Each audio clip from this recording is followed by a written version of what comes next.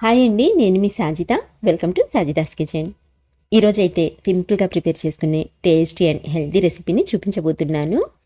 దీన్ని మీరు టిఫిన్లోకైనా సరే లేదా డిన్నర్లోకైనా సరే అప్పటికప్పుడు చాలా ఈజీగా తయారు చేసుకోవచ్చండి. అండ్ అలాగే ఇందులోకి ఎలాంటి సైడ్ కర్రీ కూడా అవసరం లేదనమాట. ఇలాగే తినేయచ్చు. ఎప్పుడైనా చపాతీ కర్రీ చేసే ఓపిక కానీ టైం కానీ లేనప్పుడు కూడా మీరు ఈ ఎగ్ పరాఠాని ప్రిపేర్ చేసి పెట్టారంటే పిల్లలు కూడా ఇష్టంగా కడుపు నిండా తింటారండి. చాలా టేస్టీగా ఉంటుంది అండ్ అలాగే చాలా ఈజీగా ప్రిపేర్ చేసుకోవచ్చు. సో తప్పకుండా ట్రై చేయండి. మరి ఇప్పుడు లేట్ చేయకుండా ఎలా తయారు చేసుకోవాలో చూసేద్దాం. ఫస్ట్ అయితే ఒక మిక్సింగ్ బౌల్ తీసుకొని ఇందులోకి 1 కప్పు వరకు గోధుమ పిండిని తీసుకోండి. అండ్ అలాగే ఇందులోకి 1 టేబుల్ స్పూన్ వరకు ఆయిల్ని కూడా యాడ్ చేసుకోండి. తర్వాత రుచికి సరిపడా సాల్ట్ని వేసుకోండి. నేనైతే 1/2 టీ స్పూన్ వరకు వేస్తున్నానండి. మీరు తినే టేస్ట్ని బట్టి ఈ సాల్ట్ అనేది అడ్జస్ట్ చేసుకోవచ్చు. ఇప్పుడు ఇందులోకి కొద్దిగా నీళ్ళని పోసుకొని పిండిని చపాతీ పిండిలాగా ముద్దలాగా కలుపుకోవాలి. ఇక్కడ మీరు కావాలనుకుంటే గోధుమ పిండికి బదులు మైదా పిండినైనా సరే తీసుకోవచ్చండి. బట్ హెల్త్కి మంచిదని చెప్పేసి నేనైతే గోధుమ పిండిని తీసుకుంటున్నాను. మైదా పిండితో చేసినట్లయితే టేస్ట్ అనేది ఇంకా బాగుంటుందన్నమాట. సో పిండిని ఇలా కలుపుకున్న తర్వాత పిండి ఆరిపోకుండా పైన ఇలా కొద్దిగా ఆయిల్ని అప్లై చేసుకోండి.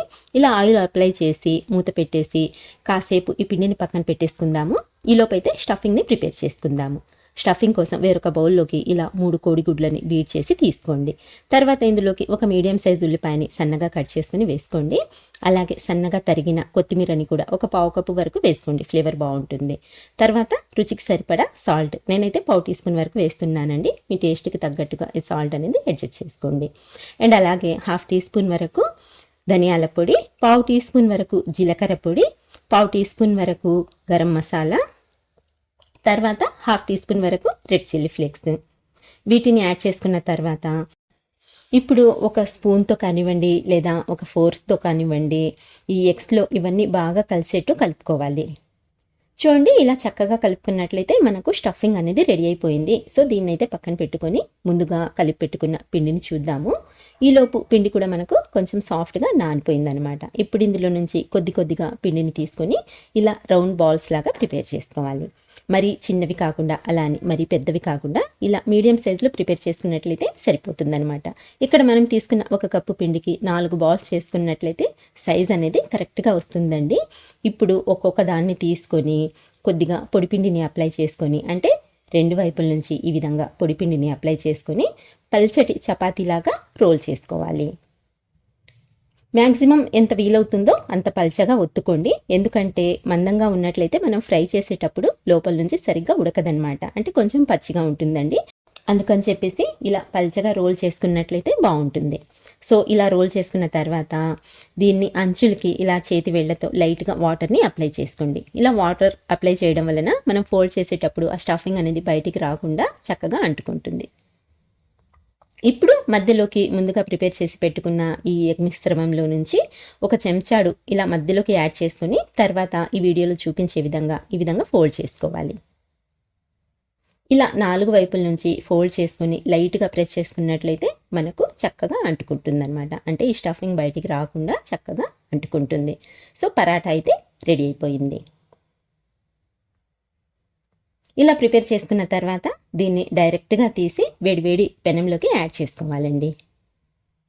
నేను ఆల్రెడీ స్టవ్ ఆన్ చేసి ప్యాన్ పెట్టి కొద్దిగా ఆయిల్ వేసి ఆయిల్ని బాగా వేడి చేసుకున్నాను. ఇలా ఆయిల్ బాగా వేడిన తర్వాత మనం ఈ పరాటాని డైరెక్ట్గా ఆయిల్లోకి యాడ్ చేసేసి వేసిన వెంటనే కదపకుండా 1 నిమిషం వరకు అలాగే ఉంచేయండి.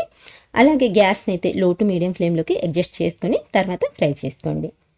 హై ఫ్లేమ్ మీద ఫ్రై చేసుకున్నట్లయితే కలర్ వస్తుంది, కానీ లోపల నుంచి కొంచెం అంటే సరిగ్గా కుక్ అవ్వదన్నమాట. అందుకని లో టు మీడియం ఫ్లేమ్ మీద 1 నిమిషం పాటు ఫ్రై చేసుకొని కొంచెం అటు ఇటు తిప్పి ఇలా కాస్త పొంగిన తర్వాత ఇంకొక వైపుకి టర్న్ చేసుకోండి.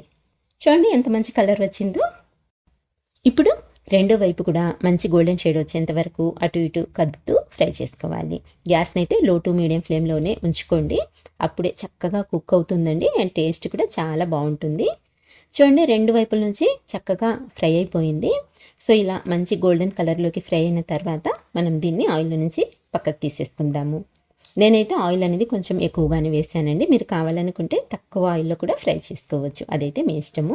ఇలాగే మిగతా వాటిని కూడా ఫ్రై చేసి వేడివేడిగా సర్వ్ చేసుకున్నట్లయితే చాలా అంటే చాలా టేస్టీగా ఉంటుందండి. అండ్ అలాగే పిల్లల హెల్త్ కూడా చాలా మంచిదనమాట.